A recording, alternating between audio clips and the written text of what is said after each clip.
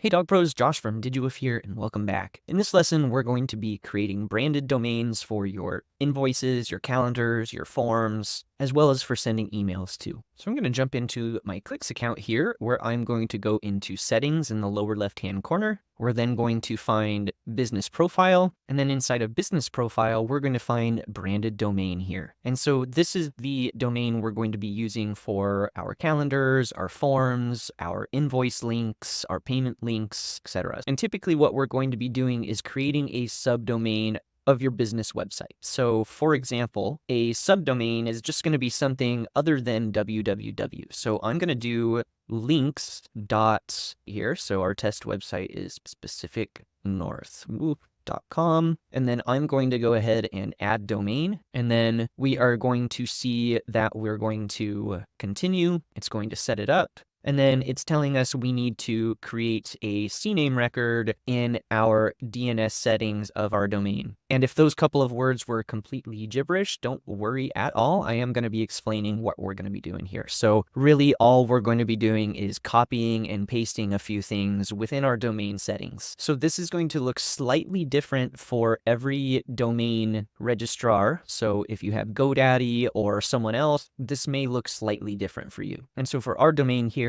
we have our DNS settings on Bluehost. This is going to look different than it will for GoDaddy. And if you have someone else, that is probably going to be looking slightly different, but the steps we're going to take are exactly the same. And if you are not sure how to find your DNS settings of your domain, you can Google the instructions for your particular provider. So I'm just going to search for DNS settings and let's say we have HostGator. And so then we have a article here that is going to show us where to find those DNS settings. So that's good. And if we do another one, so let's say we have SiteGround, we can also see that we have a few articles here that we can to locate our DNS settings. So once we've actually located our DNS settings, we're going to add a new record. And so again, this might look slightly different depending on who your provider is, but I am going to add a new record. The type is going to be a CNAME, and then I want to refer back to clicks. The host is going to be links, so I'm going to copy that really quick. I'm going to take that back over to here, and so we're going to put this as links. Alias to, and again, it may say something else. It might say refers to record or something else, but typically there's going to be a name and then there's going to be an actual record. And so for the record here, I am going to copy the value. Again, it might be referred to as value as well. And I'm going to paste that in. And then TTL, I'm going to generally just put to the minimum and add. And so that should add to your account. We're then going to go back to clicks. And this can take up to 30 minutes sometimes. If it takes more than that, please reach out and provide a screenshot of your DNS records, and we can definitely help. Our chat support team is more than capable of assisting on this. We're going to then verify record, and hopefully just after a few seconds, it is going to verify, and you'll see you then have a branded domain. And if it fails like it did here for me, I'm going to just keep doing this for up to 30 minutes. I might keep this window open, move on to something else, and come back. And once it verifies, we're going to see that we now have this link here. And to show you how this is going to work in your account, so if we back out of here and go to payments, and if we go ahead and copy the link and open it in a new window, we're going to see that we now have a link for our invoices. And the same goes for our calendars as well. So if we pull one of our calendars, we can see that our scheduling links have the same URL. Now in this lesson, we're going to go over one more branded domain that we're going to need to create, and that's going to be going into our email services. And this is where we're going to be creating a dedicated domain. So I'm going to create a dedicated domain here. And for this one, I want to have something that is going to be recognizable to my brand and also relevant to automated emails and replies. So I typically put replies.mywebsite.com. So replies. In this case, it's going to be Pacific North Woo. And so then I'm going to add and verify. I'm going to continue, and then it's going to give us DNS records that we need to add. So again, we're going to need to go back to our DNS settings, and we're going to add these records. So I'm going to add record, and then I just need to refer to whatever the record type is. And so we can see the first two are TXT records. The next one is a CNAME, and the last two are MX records. So for the TXT record, I'm going to copy the host.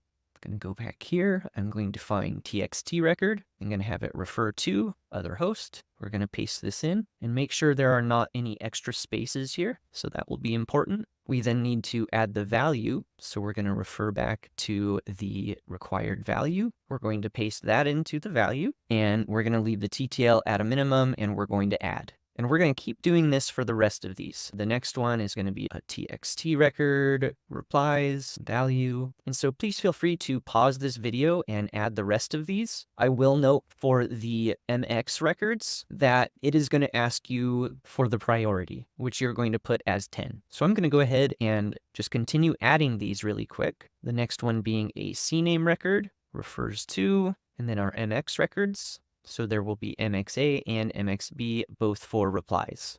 A, priority 10, and then the same thing again. MX will be replies, and then MXB 10. Okay, so those have been added. I'm going to verify records. That's going to take us here. And often we have to go through this a few times here. So we can see some of them got verified already, and we can see that there is one more down here at the bottom that is optional, but I would say is a good idea to have. So I'm going to put this one in as well. So it's going to be a TXT record. Here we go. Copy the value as well. And we want to make sure there is no extra space, and we're going to add. Okay, so that one has been added, and we need to keep just hitting the verify until we get verified here. So we can see that didn't go through. Another one did get added though. So I'm going to refresh the page and keep doing this until all of them get verified. Okay, so after we have got them all verified, we should now land on this page, and we can still see that it is saying we need to verify. So I do want to go back here and just go through this process a few times. So this is typically due to propagation, which is just your domain provider talking to our system and getting set up. So that can take up to 30 minutes. Again, for this to fully work. And so you can see that we're going through a few iterations. Okay, so we can see we're just about there. And now I'm going to verify again. I'm hoping, and now you can see that we are all good to go. We have SSL issued, we have this checked, and that means that our emails are good to go. This means that all of our automated emails are going to be sent via this domain. That includes our email builder emails as well when you're going to be sending to your email list. And something to note is for at least the first few days while you have this new domain, make sure that you are not sending out to a large email list. This is a brand new domain, so it does need to warm up a bit. And so I would plan on just sending emails to yourself from the system as well as your clients, and avoiding any large mass emails over the first week or so. And so that should do it with our branded domains. In the next lesson, we're going to be customizing our calendars.